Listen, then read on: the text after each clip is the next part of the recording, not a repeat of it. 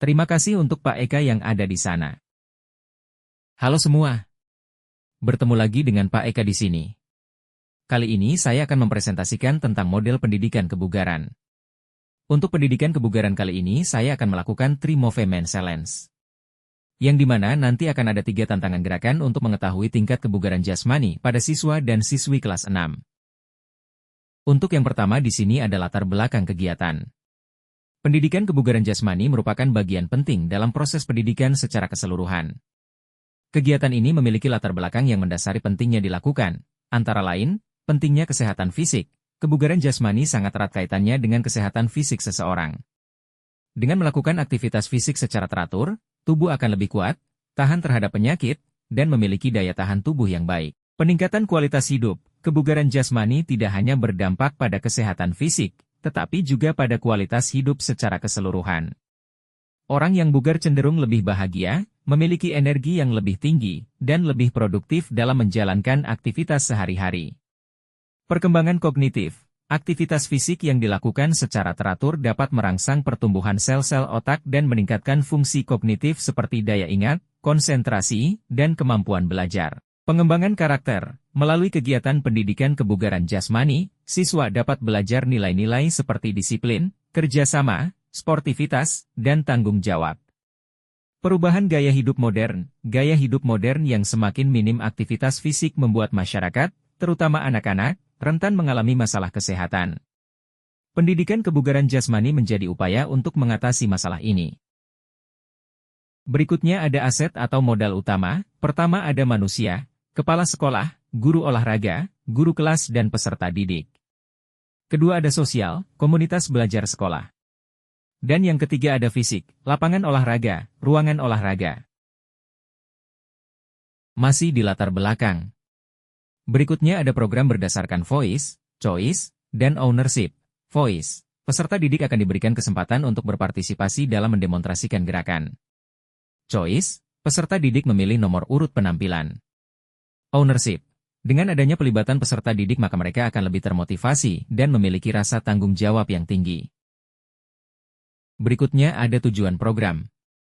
Untuk tujuan yang pertama adalah meningkatkan kebugaran jasmani. Meningkatkan komponen-komponen kebugaran jasmani seperti kekuatan otot, daya tahan kardiovaskular, kelenturan, dan kecepatan.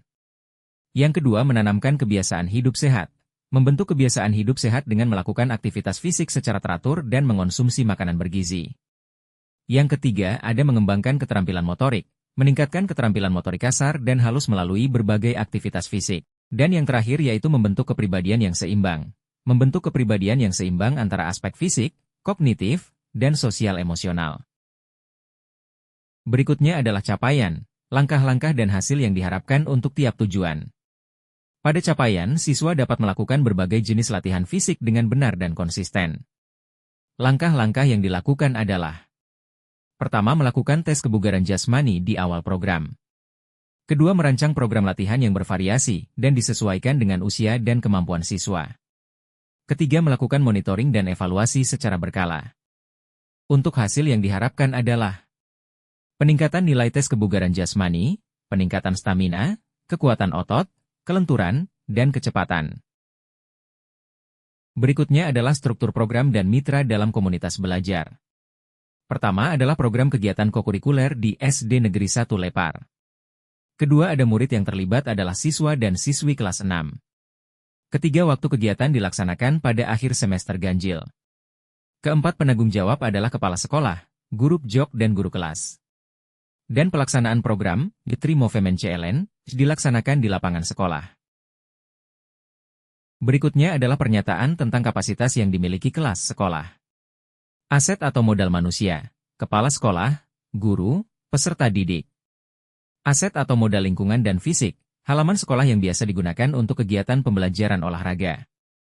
Aset atau modal sosial, komunitas belajar sekolah. Rencana evaluasi.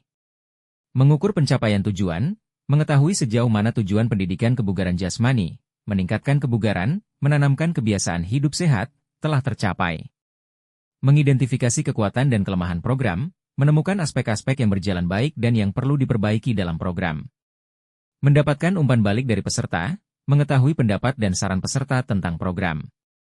Membuat perbaikan program, menggunakan hasil evaluasi untuk memperbaiki dan mengembangkan program di masa mendatang. Yang terakhir ada kemungkinan tantangan. Yang pertama adalah minat dan motivasi siswa. Tidak semua siswa memiliki minat yang sama terhadap aktivitas fisik. Beberapa mungkin lebih tertarik pada kegiatan lain, sehingga perlu strategi khusus untuk meningkatkan motivasi mereka. Dan yang kedua adalah kondisi kesehatan siswa. Beberapa siswa mungkin memiliki kondisi kesehatan tertentu yang membatasi partisipasi mereka dalam kegiatan fisik. Terima kasih. Sekian dari saya atas perhatian Bapak dan Ibu semua, saya ucapkan terima kasih. Berikutnya saya kembalikan kepada Pak Eka yang ada di sana.